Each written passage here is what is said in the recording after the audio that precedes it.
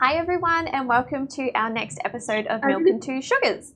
My name is Brittany, I'm your host for today and I'm joined by Michaela and virtually joined by Sam and Faith. So doing things a little differently today for good old social distancing. Hopefully it works out well. So today's topic is Harry Potter. So we're going to be discussing all things Harry Potter, getting nice and magical up in here. So we also have the answers to our trivia questions from last week for Doctor Who. So we popped those ones up for you. We also will put them in the comment section. So let us know how you went. Put your answers in the comments below. And we just wanted to let you know you can access all of the Harry Potter titles as ebooks for free with your library membership through our Borrow Box app. So if you have any questions about that, feel free to give us a call or have a look at our website. Okay, ladies, we ready to get started? Yep. Okay, first question. Who is your favourite or least favourite character and why? My favourite character is Lupin. He's just so pure. Were you... He had such a hard life and he didn't deserve it. Oh, I know. Did you cry when he died in the books and the movie? I did in the books. The movie sort of glossed over it. You just sort of, there was just like a pan over like a multitude of dead bodies, and it was a lot to take in because you saw like the Weasley twins and then, you know, Tonks and Lupin and yeah. But yeah. I don't like that they didn't really touch on their child that much in the movies. Tonks and and Teddy. That was like a really big sort of character like arc for Lupin in the books because, you know, he sort of went through that crisis of wanting to be out in the action and being scared about having a child who could carry the werewolf gene. And that was like a big thing for him, and they just completely got rid of it in the movies. Faith, who's your favourite character? Mine is Ron. I feel like he's the most relatable character, and I like his personal development through the story. Like, you first see him and he isn't very confident in himself, and he doesn't really what's the right way to say it? I don't want to say like he's dumb, because he's not. He's quite intelligent, but he is a different type of intelligent to what Harry and Hermione are. Yeah. And I really feel that he is like the character that, well, for me anyway, that you can relate to in more of a human way, because he shows that he's jealous and he shows prejudices against, you know, magical folk and stuff like that. But throughout the series, we see him develop and start to accept his worth and show his potential a bit more, especially when he leaves and then he comes back in the last book. And he destroys the Horcrux, and he's like, you know, he's found that personal power. Yeah. So for me, that whole arc of him, and then, you know, in like comparing him to Hermione, who's this brainiac and who has, you know, this other sort of intelligence, but they just sort of, on some level, they kind of match each other in some way, like they're each other's equals in some way. Yeah. So he's my favourite, and he's also just the comic relief. Like, he's such a dork, and he doesn't really understand himself that much. But I think growing up with the series as well, I was more easily relating to Ron, and not really the other characters. But Ron for me. Yeah, my favourite scene of Ron in the movies is from Goblet of Fire, when like Hermione comes in and wakes him up and he's just wearing his singlet and he's like, oh, bloody hell, or something like that, trying to cover himself up. It's fantastic. I really love Ron, and he's trying to like break out of that. Like, he's got such a large family, and it's so you get lost in that sometimes. Like, he always trying to break himself out from just being one of the Weasleys. I think they did a really good job with Ron. I know there was a few things that I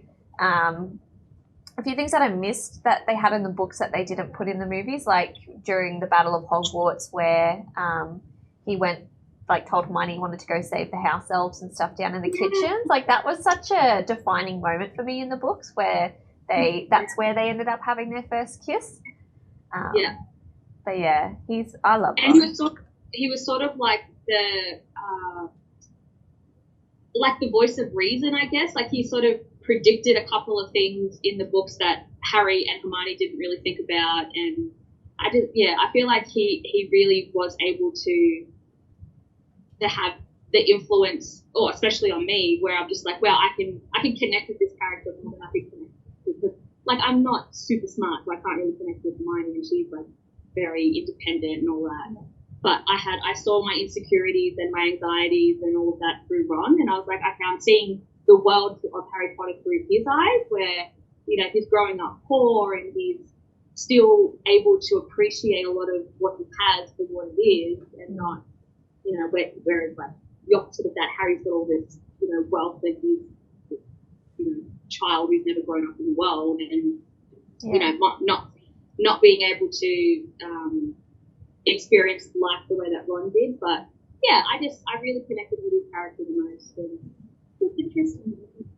He's like human, not magical, because he is the only one of like the trio that grew up with magic. So for him, it's like it's whatever. he's over it. Whereas Harry and Hermione are both like, oh my god, the paintings move. Yeah. And Ron's like, come on, guys. The chocolate throne come alive. Yeah. So I feel like, for me, he was the most relatable character in the sense that he was the most human. Yeah. He showed that in just being himself. He was essentially himself. So. Yeah. Oh, fantastic. Michaela, who's your favourite character? I would have to say Hermione. I feel like I connected really well with Hermione. Just her ability to still be really like smart or intelligent, but still being able to be really compassionate as well. Like the way that she tries to help, like she always helps Neville, or wants to get more rights of the house elves. Yeah. Like, I just find that that's a really good role model for kids as well. Like, that's sort of what Hermione is. I feel like she never compromises herself for anybody. Yeah, like definitely. she knows who she is, and she's proud of how smart she is, or like her kindness and everything. She knows who she is fundamentally, and like she never changes that for anybody. She's not apologetic about it. That's what I loved about Hermione growing up. And that's so much bravery to do that. So that's why she's in this. Fantastic. And I feel like Emma Watson was a fantastic Hermione. I could never imagine anyone else playing Hermione. Like, even though some things, like there are a few bits and pieces, but like I look at the book Hermione and I see Emma Watson. Like, I'll see her forever as that. Yeah. My favourite's Sirius Black. Any time I've had any mention of Sirius Black in anything is fantastic. Like, I don't know why I'm so drawn to him. He's like the bad boy of the Marauders, you know. But I think, and I loved like that he had Buckbeak, and he had this connection with Buckbeak, and he sacrificed a lot in his life. Like, he lost, like his parents were horrible to him in a part of a world that he didn't want to be a part of, and then, you know, he found this really deep connection with James, and then he lost all of that. He lost pretty much everything when Voldemort killed James and Lily, and he spent 12 years in Azkaban for something that he didn't do. And even though he does become free, he never is truly free from his past and from all of that. Like, I remember in the books, I always felt really compassionate towards him when, like, they would talk about the scenes where he would, you know, go upstairs and spend a lot of time with Buckbeak, because that's, like, he's the only person or only animal or thing that he sort of felt that connection with, where they both can't just go off into the world because, you know, they're both wanted. So that's what I really liked about Sirius. He has so many qualities underneath him, rather than just that, like, cool uncle vibe to him. It's really special, and I really loved anything to do with the Marauders. Their whole storyline and everything is just, that's all I ever want.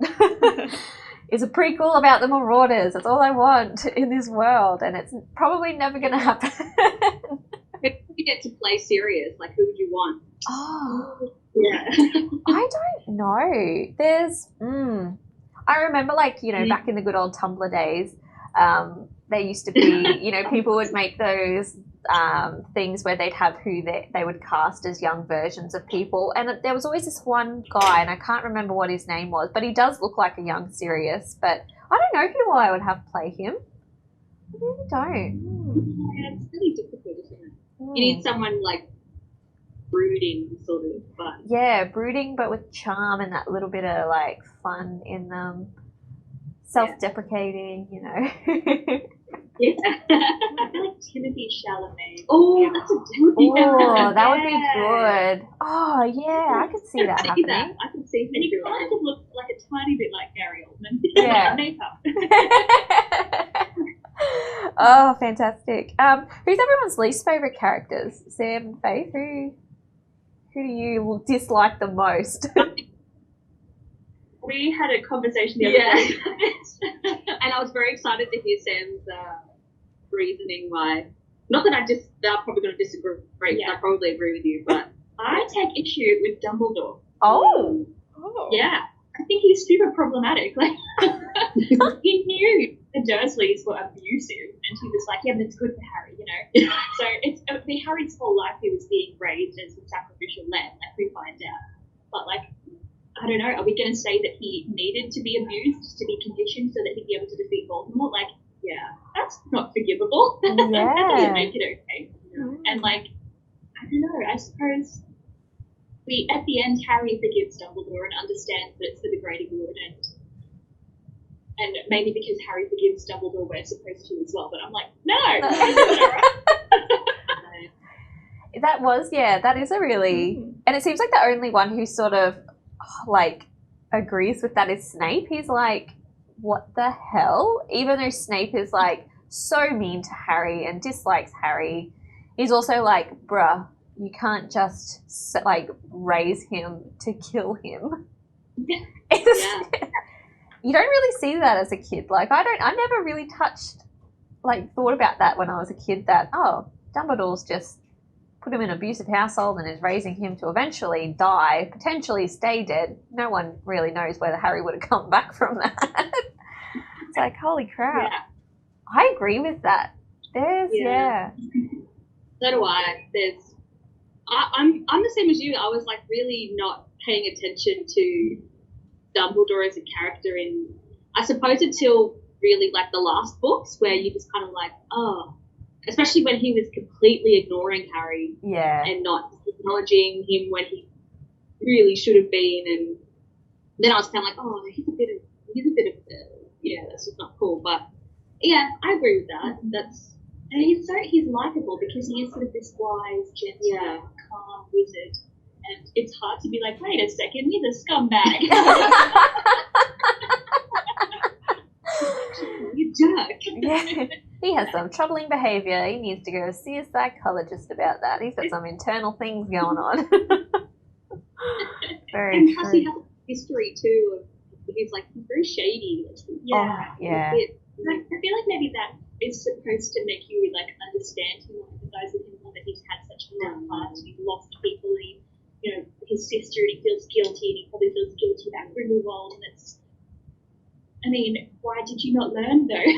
Yeah. I think that's really interesting because a lot of people say that about Snape. They're like, that's not excusable because he bullies children and like he's just infatuated with Lily and he's holding a grudge or whatever against Harry. But like Snape the incel. Yeah, Snape the incel.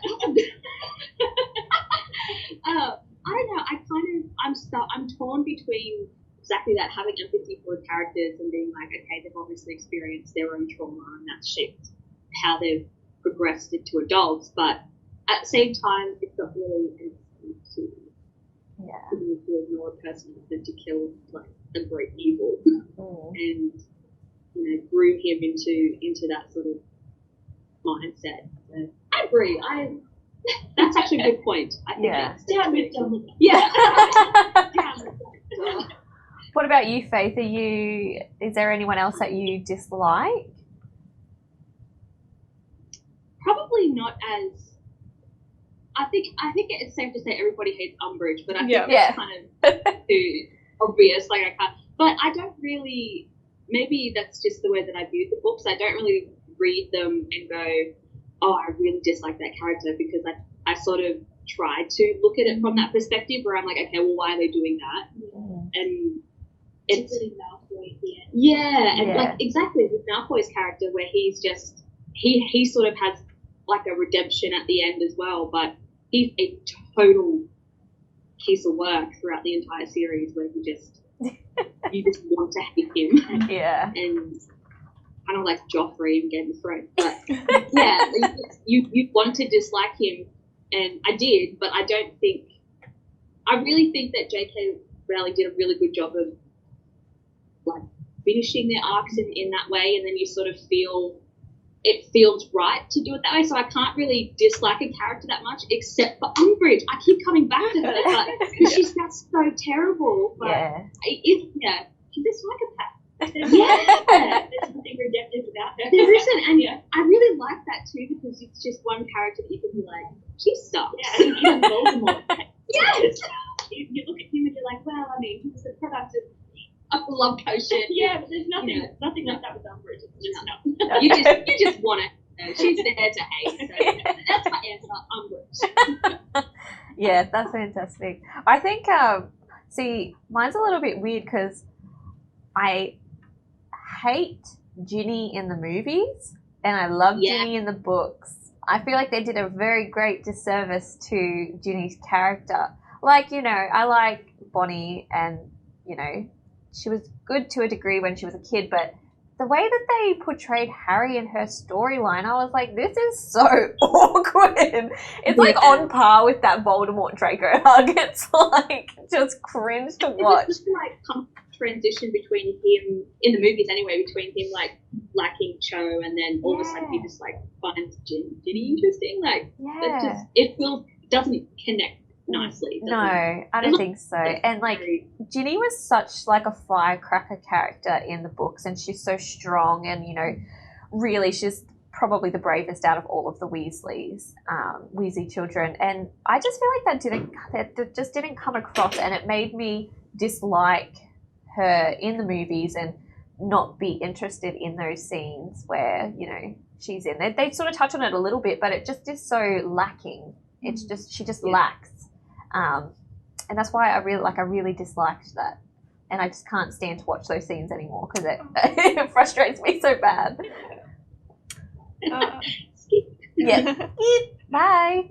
My least favorite, it'd be between Umbridge and Snape. Like I feel like Snape's redemption isn't sort of enough. Like the way that he treats the children, like he shouldn't be a teacher. Just full stop. Like I understand he's had past traumas and all that, but if we look at Neville, he grows up and he's still kind and all that, even with his past traumas. Like he gets bullied by Snape to the point where that's his greatest fear. Yeah. And so I just feel like Snape, would be my least favorite. Oh, I love that comparison. Yeah, I love, I think even J.K. Rowling's come out and said, like, you can't excuse everything that Snape has done just because, he was trying to be a good guy. Like, towards the end of it, he still did those really terrible things and was a very horrible person. And, like, I feel like he was just selfish. Like, the only reason he was doing it was because he loved Lily, and Lily didn't really want to... Yeah. She was happy with James, and... I've seen something about that where the prophecy said that it was some people who were stood up to Voldemort 3 times sort of thing would then defeat him or whatever. So there was at least 2 other times that the James and Lily stood up to Voldemort and Snape did nothing. And so it was more maybe guilt that Snape had causing Lily's death is why he did all that. Yeah. Like he didn't try and help her before that. So I feel like I'll tell you what though, that's the scene of Alan Rickman, like when he finds Lily dead upstairs in Deathly Hallows. Oh, even if you hate Snape and you hate that whole storyline, I cried so much. I was in tears. He did such a fantastic job of that, just that sorrow. Oh. Alan Rickman, he's just such a detestable character, and the reason so many people are like, "Oh, Snape," is because he imbued him with like so much. Yeah. Oh, fantastic! I loved it. What's everyone's favorite book and movie? Like, which book is your favorite, and then which movie is your favorite? I'm, as always, because I'm a fence sitter. I have two. I really, actually no, you know what? I'll go. I really enjoyed Prisoner of Azkaban. Yeah, that's my favorite book. Me too. Because it was, for a lot of different reasons, like the adventure of it was so cool. I remember reading it and I was like, oh wow, they're like time traveling and they've got to save Buckbeak and they've got to do all this other stuff. But also at the same time, like it just feeling growing up in that they're the same age as I am and they're going through the same things I'm going through, and I just really feel like also that it's the first real densely rich story of where Harry starts to realise the seriousness of what's actually going on. Like you have all of these light stories, you know, he doesn't actually really physically see anything except for the first one, but you know, he's got a real proper threat a few times throughout the story of that, and yeah, it was just really cool going on that sort of different adventure with them, and yeah. Is the third one also your favourite movie? Do you feel like they did it? Yes and no. Yeah. I like how they went darker with the movie, but I feel like they didn't really, sort of like a lot of stuff went to like the wayside a little bit. Like they just kind of like changed things, but I like the darker aspect of the film. That's probably it. But my favourite film would probably have to be Half-Blood Prince. Yeah, mostly because I think it's because it's like the final year at Hogwarts, and you just kind of like this. You know what's going to happen after this, and it's just it has that sort of element to it. It's getting darker and darker, and you know what's going to happen. But yeah, I just like that, and I just really like the scene in Half-Blood Prince where they're at the funeral for Harry. Oh, yes. And Harry's taken the liquid luck and just. Yeah. Oh my god, I remember laughing so hard at that when I watched it at the cinema, and I was like, oh, I don't know why that's funny, but it is. Yeah. Is that the one where Ron accidentally drinks a lot of potion as well? Yeah. Yeah, that's funny too. Yeah. Oh. I love with her. Yeah, that's funny. I love my favourite book is Order of the Phoenix. Oh. Just because I love the aspect of like there's this underground rebellion of kids teaching each other. And I loved the kind of like the denial, I guess, that Voldemort was back and that they didn't want to admit it and that they were too scared to admit it. And I love the way she did that. I thought it was really clever. But again, like I don't feel like the movie captured all of it. Yeah. Well, it was the longest book and the shortest movie that they created. Was it really? Like the shortest movie? Wow. Yeah. I didn't know. Yeah, it's the biggest book and the shortest run time for the Harry Potter movies, which is very strange. Yeah. That is interesting. As for the movie, I quite like the first half of Deathly Hallows as a movie, which I think is most people's least favourite. You like it? I like it too. Yeah. I think it's so cool. People are always saying it's so slow and so boring, and I love that we get to spend like quiet time with the characters. Like, that's my favourite thing, to be able to just watch Harry and Hermione, and they're sad and they're hopeless in a tent and they dance together because love that, because the friendship and I'm with you on that one. I really love the first one. I think it's great. Yeah. I like it, and I really feel like the scene where Harry thinks it's best for him to leave and then Ron comes out, and I really love that scene because he's just like, get it together. We're all in the same boat here. Just because you're the chosen one doesn't make you any more like special to beat him. But you know, you can't do this without us. Yeah. I loved that scene with Ron in that movie. Yeah. I loved that scene where Hermione's teaching Ron how to play the piano when they're in Grimmauld House. Oh, so sweet. And that's when you really, for me, that was when I really started to feel that, like, that Ron and Hermione were actually feeling things for each other. That really, like, cemented it in that moment. And plus, I love the Nick Cave and the Bad Seed song that they play when Hermione and Harry are dancing together. It's fantastic. That was a fantastic scene. I love that. It's a beautiful scene, yeah.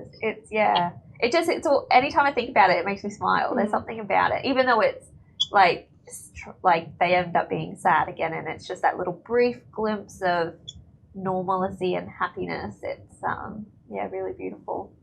My favorite book is Prisoner of Azkaban, and my favorite movie is Prisoner of Azkaban. I loved it, and I think it just goes back to I loved seeing that glimpse of Harry's parents' lives, and it is really that turning point of like, I know Goblet of Fire is quite dark, but this is sort of where Harry figures out who he is, starts to feel a bit more of a connection to his parents and to his past, and he holds on to, I feel like he holds on to that for the rest of the series, and it's something that, you know, keeps him going. And then now he knows that he has Sirius there as his godfather. He just feels a bit more supported right before he gets thrown into all of the crap that's about to come to him. And plus, I love Buckbeak. I'm a sucker for the animal characters in any movies, and Buckbeak is one of my favorites. Like, even though he's a griffin, it's like,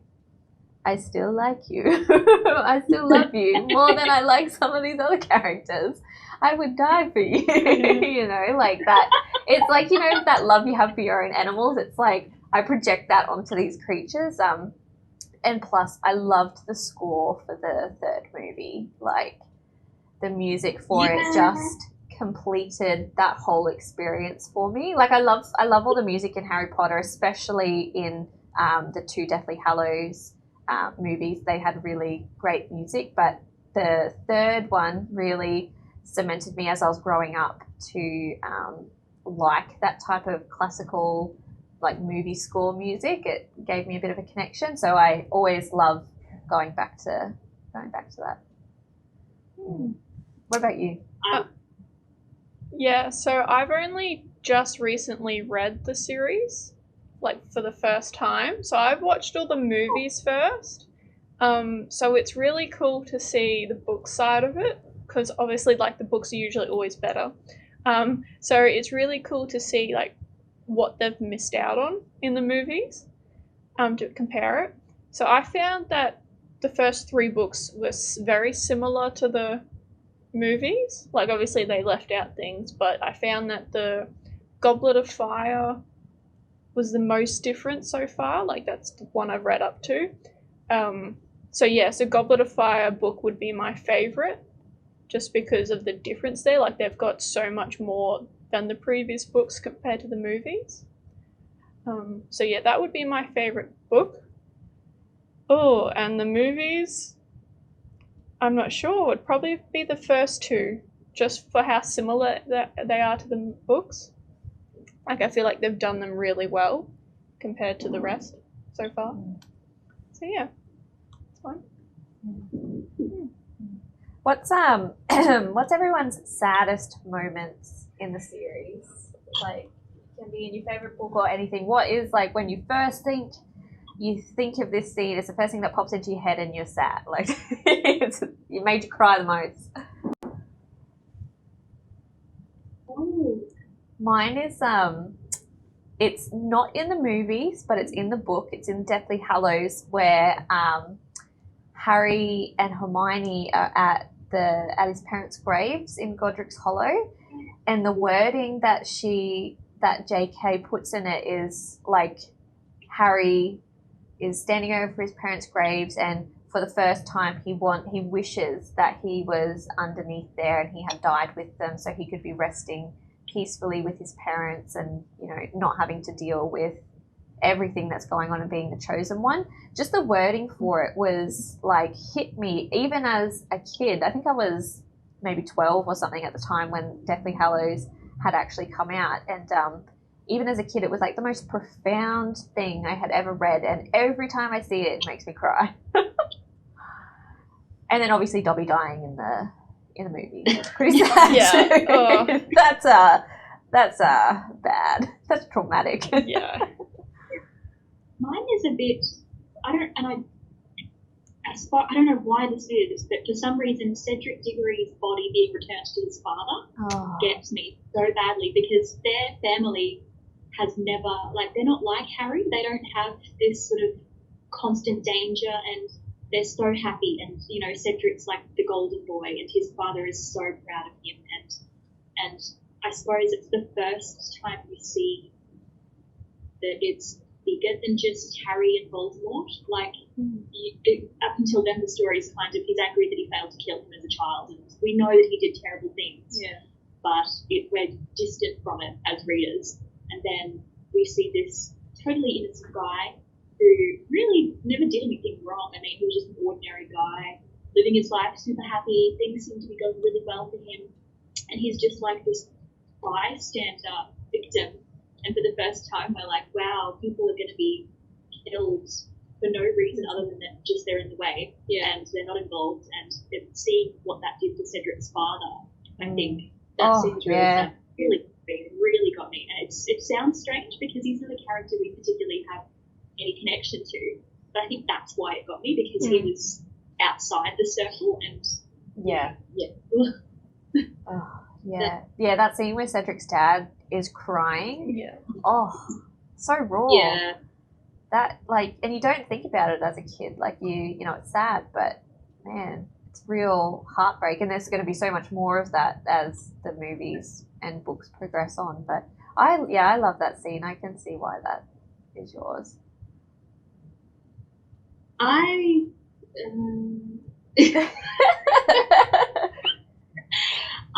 have got two. I have like not that I'm surprised at anybody, but like just because it's kind of like a two-part question. What scene made me cry? It's not really sad, but it was in the movies and the end of the first movie where Hagrid gives Harry the photo album of his parents and opens it, and he sees him as a baby with his parents, and then just the shot of that they did of Daniel, and he has tears in his eyes, and I was like, he's so little and he's so precious and he's tiny, and this is like the first real thing that's his, that he has of his family, that he can be like, and he's just so grateful, and you can just see it in that moment.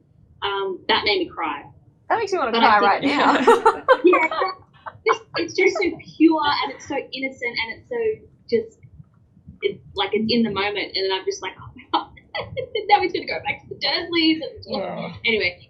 But the scene that is really sad for me is when he's going into the forest and he uses the Deathly Hallows, except for the cloak, and then he sees the ones that are with him, and he's like, "Will you be with me?" Like, I'm like, that's totally just the people of where the story has been building to, and you know that the people that care about him the most and the ones that have been with him the entire time are going to walk through the forest with him. Oh my god!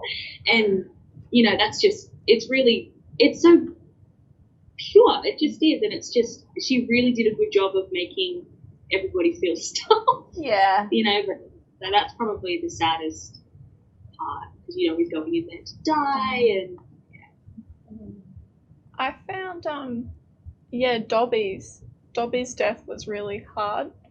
Like, the way he died, I feel like that was really, no, it's not nice, but it's a good point for his character sort of thing. Like, he was always a fan and grateful for what Harry did, and so he was there to save him. And then the way that Daniel Radcliffe portrayed Harry as that, like, dealing with that death was really heartbreaking, and cry every time I watched that.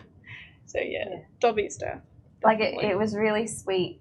I think the thing that got it was like where he died, and he's like, it's good to be here with a friend or something like that right before he passes away. And I think that cements them as like equals, like Harry and Dobby as equals, because Dobby's been there for ever since, you know, the second movie and has had some pretty important roles and stuff. So yeah, that always gets me so bad. And then they start the next movie where they have Dobby's grave and everything. And I'm like, oh, here lies a free elf Dobby.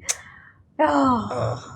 Man, heartbreaking. It is heartbreaking. I think another sad moment too is, it's like sad but good, and sort of touches on what you said, Faith, is when in Chamber of Secrets with the mirror, and you know, in the book Ron, and in the movie in book Ron can see himself being like houseboy and, you know, like champion of Quidditch and everything. And all Harry sees is his two parents behind him, like putting their hand on his shoulder. Yeah. And that's all he ever want. And I love that, like, we start with that and then it comes to the culmination of that scene where he's with his family and they're with him there at the end. Not in the way that he would want them to be, but, you know, he does have that family there with him when he needs it. So sweet. I love it. Breaks my heart. Okay, well, let's get out of all of this sadness and go into our sorting hat ceremony. So, Faith and Sam, we've got a few different characters from both movies and from books, and we've got our sorting hat there with Sam and Faith as well. So first off, we've got, you know, Hufflepuff, Gryffindor, Slytherin, and Ravenclaw. We might sort Natasha Romanoff first, so Black Widow from Marvel, if you're not familiar with her name. Where do you reckon she would go? I personally think Gryffindor. Yeah. She's complicated, but deep down she is quite brave and loyal, I think, to those around her, like as we see in Endgame. I think the sacrifice in Endgame is pure Gryffindor. Yeah. I think so too. I mean, she's done some questionable things, but, you know, haven't we all? I think that... And that Gryffindors were inherently good. They're brave. They break the rules all the time. Yeah, rule breakers. So everyone agrees Gryffindor for Natasha? Yeah. Alrighty, let's pop her there. What about Han Solo? I reckon Slytherin. Not because he's bad, but because he's cunning. Yeah, so do I. He's very ambitious as well. Looking out for number one, you know. He's a smooth talker. Yeah. He only looking out for number one when it like is directly his threat. Yeah. It's never for the good. Yeah, I reckon. Nothing but love. He's selfish. Yeah, deep down. Absolutely selfish. Still a great character. Oh, such a great character. I loved that scene in Force Awakens where he's where he's like gotten money off all of these different gangs in the universe, and then he's spent all the money and hasn't delivered on what he is supposed to deliver on, and they all come after him, and he's like, run away. I was like, that's so typical. It's fantastic. So next one, what about Peter Parker? So Spider-Man. Hufflepuff, definitely. Hufflepuff. Total Hufflepuff. Loyal. I feel like, I don't know, Tom Holland is definitely a Hufflepuff. That's true. Maybe that's where I'm channeling. Peter Parker, and we talked like a Tobey Maguire. Yeah, that's true. He's also probably a Hufflepuff, actually. Yeah. I really just think he's, I'm going to say Hufflepuff. He's just really, even though he is brave and he's loyal and all that, but he's just a goof, and he's just fun, and he's accepting of anyone. Let's get it from the optimism and the like, even when things are awful for him, he's able to find humor in the situation, and he's just, you know, selfless, and I feel like those are the qualities of the Hufflepuff House of Reckon, you know. Yeah. They're the fun house, but I really feel like they're the best one, in my opinion. Yeah. I do. I love them. I wish I were a Hufflepuff. I really do. They're so underrated. They really are. And I think that's something I noticed as I was growing up, is there's really not all that much like information on Hufflepuff, or like we don't have a main Hufflepuff character other than Cedric, and then he dies. Like we don't really have that in the... And they live near the kitchen, like...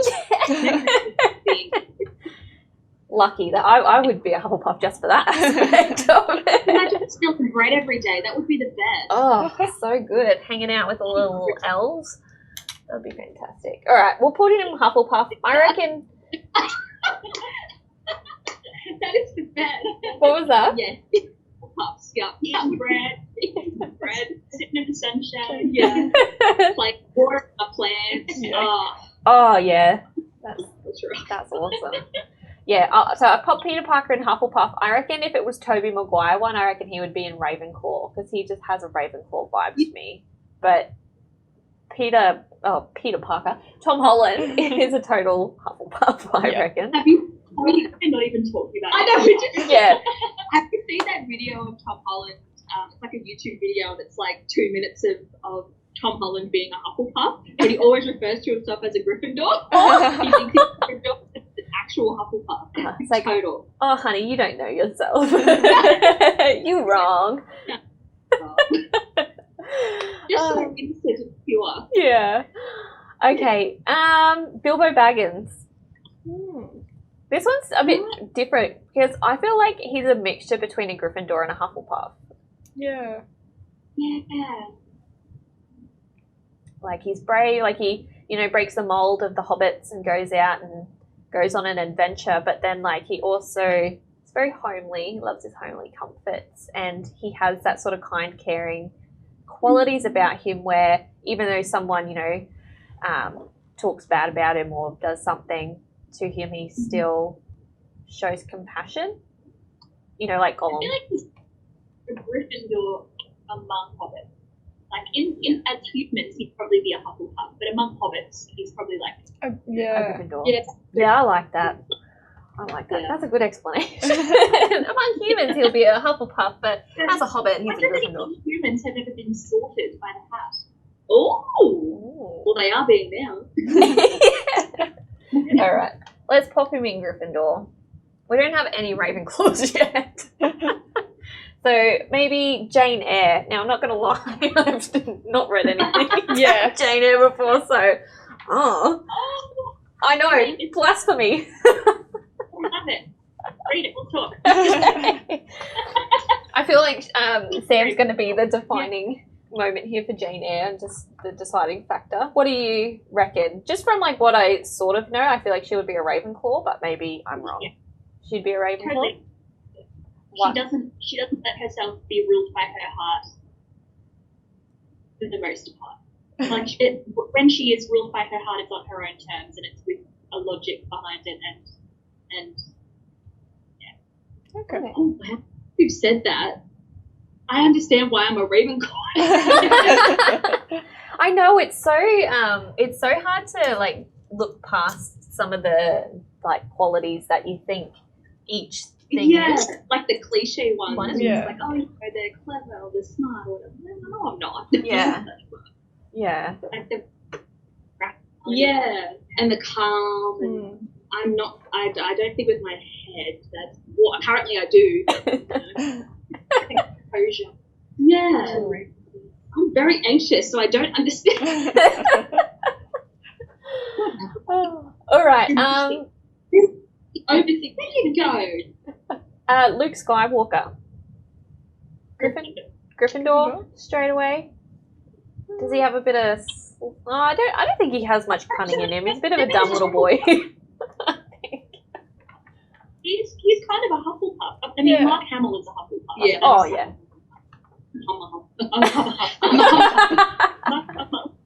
Mark Hamill's a Hufflepuff. Oh my god. I don't know actually. He's a that is a tricky one. Puff. Yeah, the Griffin puff. Is there? Yeah, I can put him in. I'll put him in the middle. He is half and half. Yeah, because he is very eager and he's very keen and he is brave, but he also doesn't. Well, I mean, are we talking Luke Skywalker in the OT or the sequel trilogy? Because those are two different characters. Oh yes. Yeah. I feel like maybe in the originals because I don't like to discuss. I don't like to discuss the sequel, Mark. That That's next episode, folks. Ooh, that's gonna be fun. Yeah, no, I reckon I feel like he's in between. I can't decide between the two. What was that? He's a Huffledore. That's Huffledore. Oh, that's good. Lucy Pen. I can't even pronounce it. What is it? Pevensie. Yeah, something like that. Narnia. Lucy from Narnia. Lion, Witch, and the Wardrobe. The little girl. She looks. Not read Narnia books. Yeah, me neither. Really? You haven't seen the movies at all? Not seen the movies? I saw the first one, and I saw the one where James McAvoy was like a centaur. And that was it. Sorry. Oh, no, what Did you else? check up? He was a centaur. No, he's a half goat. I can't remember what he's called, but he's like a half goat. Mr. Thomas. Mr. Thomas, but I can't remember what the name of his thing is. He's a half, Yeah. he's a half goat. It's really random. My sister's gonna hate me saying this, but like the girl who plays young Lucy in Narnia, like looked exactly like my sister, like to a T when she was a child. She always used to hate it. But I feel like, well, I guess if you guys don't really know, I feel like she'd probably be a Ravenclaw. She's quite smart. I feel like she's a Hufflepuff. You reckon? Yeah, because she's very accepting of everyone. Yeah. She's So very she's the patient. best. She's the best sibling out of all of the siblings in Narnia. Yeah. She's the kind, compassionate one that first goes into Narnia and becomes friends with Mr. Thomas and helps them to regain their kingdom back. And I can't remember the lion's name, but the Aslan. Aslan. Yeah. He's a lion, and he is the leader of Narnia until the Witch Queen, Ice Queen, comes along and turns people to stone. Yeah, I definitely think a Hufflepuff though. Okay, I'll put her in Hufflepuff because I feel like you are the best authority on that because I don't really know. Okay, and Sam, I'm not sure if you're a Doctor Who fan, but we've got Amy Pond as the last one. Ooh. I feel like she's halfway between Gryffindor and Slytherin because she's very cunning and she can think her way out of situations, but she's also and she's quite brave. But then she's also got like Ravenclaw qualities about her as well. So she's. She's a Gryffindor. You reckon? Yeah, because of the red hair. No, not really. No, I think she is very brave. Like she in all aspects, not just going on an adventure and facing danger, but she also was really brave in her resolve that the doctor was real and she wasn't going to let go of that. She bit like all of her therapists. It's like, what? Yeah. What is this show? It's not. She is very loyal. Like she's loyal to everybody. She's loyal, especially to Rory too. Yeah. She loves them in different ways. But yeah, I would say she's a Gryffindor. Yeah. Now that you like have touched on that loyalty aspect, she is definitely. I would put her in Gryffindor now. Would absolutely, do anything for either of them. Yeah. To a point. I mean, she did go with Rory, but there is a giant aspect of loyalty there that I really feel just places her in Gryffindor. Yeah, definitely. I think so. Alrighty, that's our last person to sort. It looks like Gryffindor is Gryffindor wins. Has the most points. Yeah, that was great. Or just Gryffindor a million points. Yeah, that's another thing. That's so unfair. It's so unfair. Anyway, we've moved on from that. Gryffindor is basic. You're basic if you're in Gryffindor. Because what are you? Through the whole series, weren't they? I mean, Professor Sprout wasn't cheating like all the other house heads. Yeah. What's her name that plays Professor Sprout? Miriam Margolyes. Oh, she's a legend.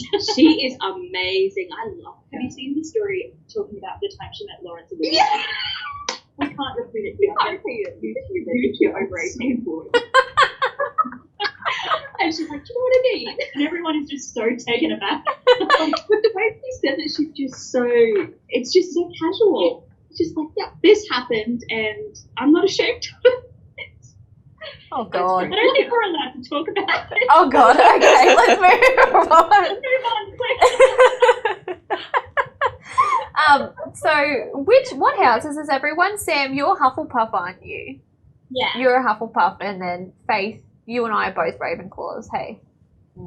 And then, what were you? I'm Gryffindor. Bloody Gryffindor. Always one. I like that Ravenclaw is a majority here. I never thought of myself as a Ravenclaw, ever. Yeah, but we both count ourselves as Ravenclaws, which I don't think is very Ravenclaw. Yeah, I'm like, oh, I don't know. Maybe it's just because it's such an unknown area. Like, if I was a Hufflepuff, I'd be like, cool, I'm down with that. But Ravenclaw, I'm like, I feel like a fraud. I do not belong here. Yeah, I do. Yeah. Maybe that's great. Everybody has that. Oh, well, that's all right. Okay, let's go on to our third question. I like this. I love this one. If you could take one magical item from the wizarding world, what would it be? Ooh. So something like, A wand. What? A wand? A wand that works that I can use. So not Ron's wand in Chamber of Secrets that makes him eat slugs. Eat slugs. Yes. I love that. I love that scene as a kid. Eat slugs. Eat slugs. I feel like I'd really like to have the invisibility cloak. Yeah, or the time turner. But I feel like a time turner would just cause more trouble than it's worth. So probably the invisibility cloak. We've all read The Cursed Child, right? Yes. Unfortunately, yeah. Oh, you don't like it? No. Brittany, you're ruining Voldemort's fate and you're upsetting friends.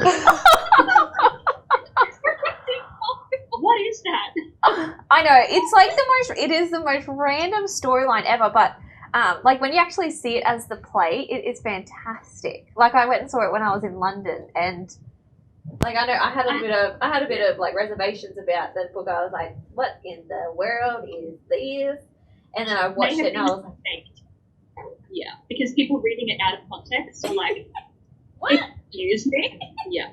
But do you like the play because of the production value or for the story? For the production value, but it benefits the story. Like you don't have that like what the hell aspect when you're actually watching the play. It puts it all sort of together where you're like, oh yeah, I could see this as a potential storyline. But yeah, reading it, it's like it doesn't even feel like a J.K. Rowling book. It feels wrong.